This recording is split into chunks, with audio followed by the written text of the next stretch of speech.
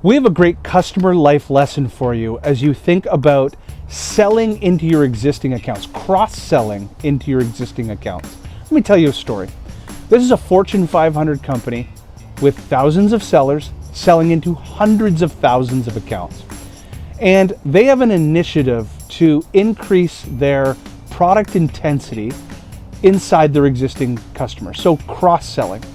And what's happened is their sales operations team, of course, used internally centric signals. Think of these as triggers or compelling events to start segmenting the accounts that sellers focus on. But by being too internally focused, they're using attach rates. So think of product usage as people use your solution. There are certain products and SKUs that you put together in combination that have greater probability of closing. That's called attach rates.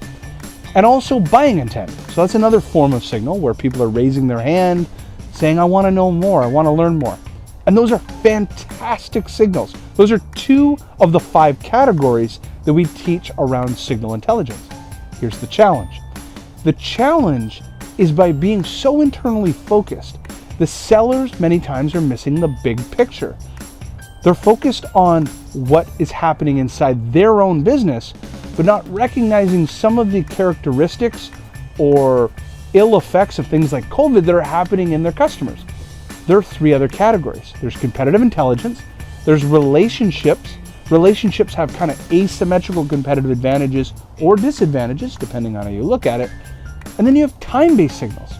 Well, as an example, human capital migration, so people going in and out of businesses, is one of the ultimate leading indicators to where a company is deploying capital into priorities. People are kind of a byproduct of a company saying, I want more talent in that spot, we need to grow it, they're deploying capital into it, it's clearly a priority. Or, you know what, we're cutting expenses and that department is now redundant and we're going to chop headcount, let's shrink that department in half. It's clearly less of a priority to the business.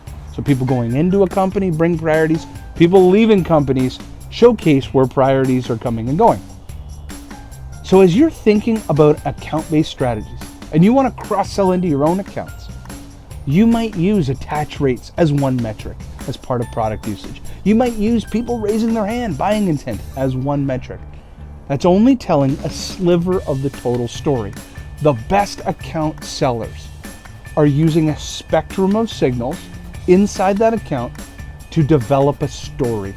They're looking at internal signals and external macro signals to give them the story to understand, should I focus on that account today, not tomorrow?